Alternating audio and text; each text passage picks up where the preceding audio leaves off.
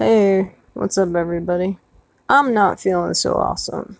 I'm pretty sure a lot of you guys are feeling the same way.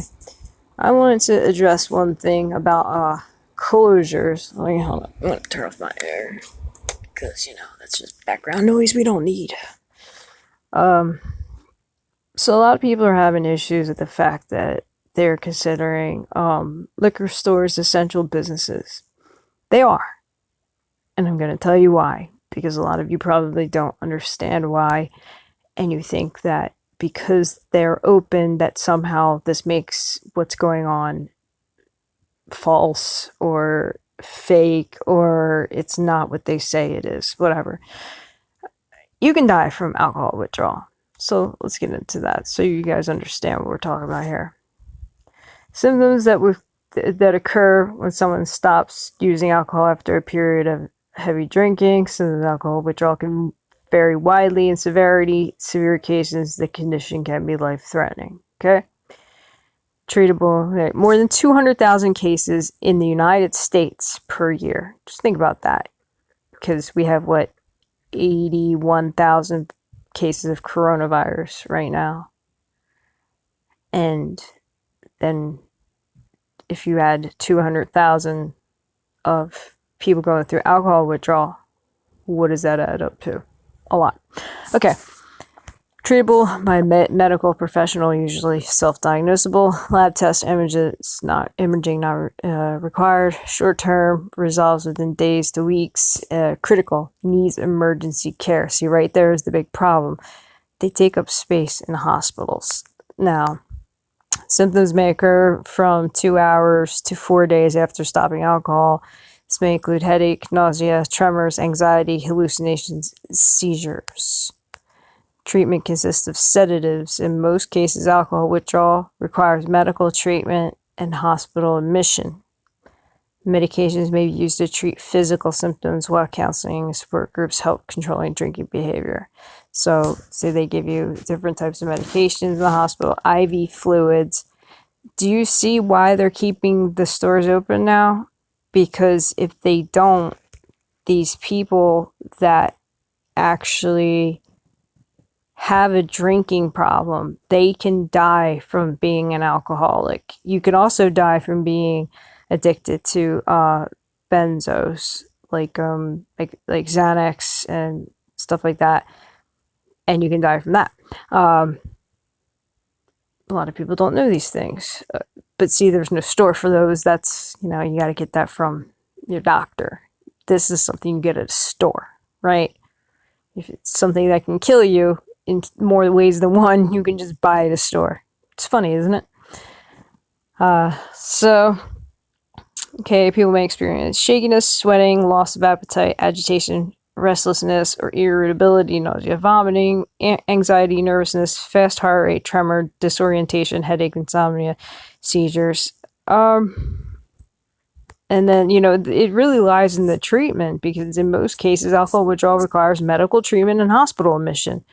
Medications may be used to treat physical symptoms. Okay, so really it's just to keep the alcoholics out of the ER. That's really what this is, because they need the beds for the COVID patients, for the people who are coming in that need the space, the beds, because it's just one less problem, one less strain on the medical industry by keeping a group of individuals that have an addiction out of the healthcare system for the time being. Obviously, if they catch the virus, they're, really at risk because not only will they have the virus, but they also have alcoholism. Then they can address it when they get there. Why do I know anything about alcohol addiction? Because I've lived with addicts, heavily bad addicts that had to go on medication for this. So, I could say it is an ugly addiction. It is a depressing addiction. It is a mentally, physically destructive condition for somebody to have. And it's depressing. it's depressing to watch somebody, you know, lose everything to that, even if it happens to be their own kids or their house, you know? But once they wake up, if they ever wake up and realize what they're doing and they get help, well then, you know what? They can live a life again. Maybe at that point it might be really late in their life, but you know what? Better late than never. So yeah, this does mean something to me on a personal basis. I'm not saying myself, but my family, you know. So yeah, everybody knows somebody that's addicted to something, and everybody has a vice, right? Like we do videos on people like Foodie Beauty and Shani for Christ and Richie from Boston and, you know, and Tyler Lochner. And all these people, they have vices. And the one thing I get angry at is I get very angry at people who abuse their vices and make money off of it, exploit their vices, because it shouldn't be allowed. You shouldn't be allowed to self-harm on camera. Like, if there was an alcoholic sitting there drinking constantly, are they allowed to do that on YouTube? Is that something they're allowed to do? Can they sit there and monetize their addiction? Is that okay? I don't think it is. And then there's people who drink and drive and put people in you know, harm's way and possibly could kill somebody. Yeah, I'm gonna make a video about you, dude. You deserved it. And then there's people who might not be addicted to anything except, you know, constant attention, so much so that they forget to give their kids attention, or kind of just don't want to give their kids attention in the least, because they're getting so much of it from other people that they forget their kids exist. Or some people are so addicted to makeup that they beat their kids because their kids are talking or getting into their makeup. And yeah, I will make videos about you. I will, because you are the reason that you are part of the problem. You're not the reason. You're part of the problem. And I don't consider myself a reaction channel, because when I put you on display for other people to see what you're doing wrong, and I'm not perfect, but if you want to find my faults and hand them to me, I'll do my best to rectify them.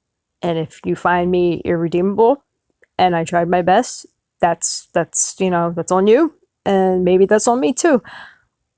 But right now, like, I'm doing the best I can with what I have, and I don't have much.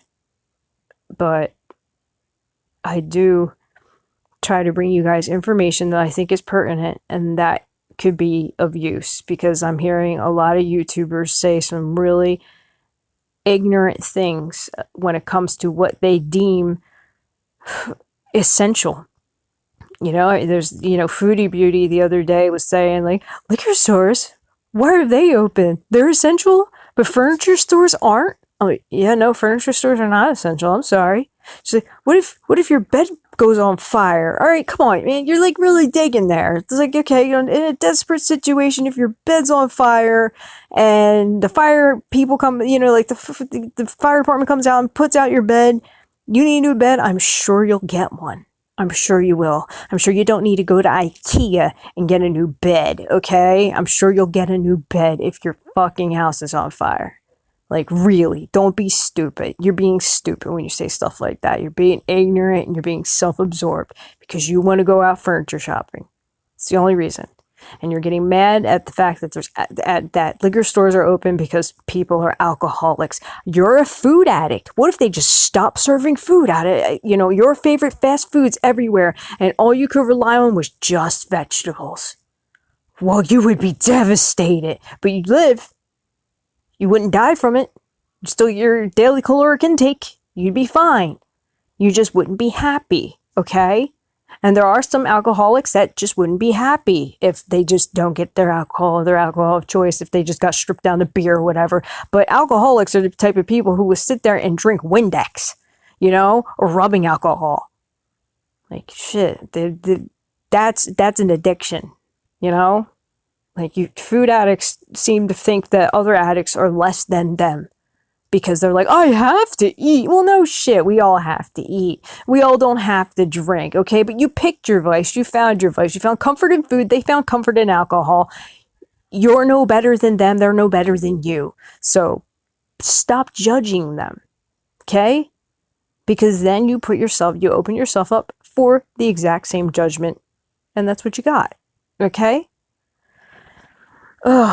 So yeah, I'm sorry I went on a rant. You know me by now, guys. The ones that are subbed to me, I go on my rants, and especially when I'm like not feeling well and I'm just sitting here.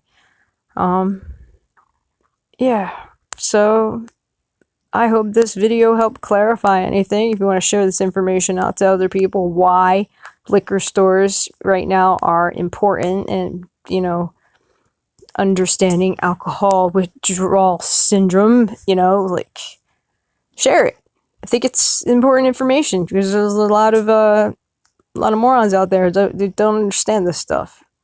If you never worked in addiction, you never have been around addicts, you probably wouldn't understand. So that'd be it. So I hope you guys are being safe. Hopefully you don't catch this this horrible virus. My throat is killing me. I'm not sure what I have. My ears kind of hurt. I hope it's just allergies, but I guess we'll wait and see, right? Because they're not testing everybody, especially not where I live. Funny, right? So let's just hope for the best. We gotta get through this. There's one big dysfunctional family. Alright, guys. I love you. I'll catch you later.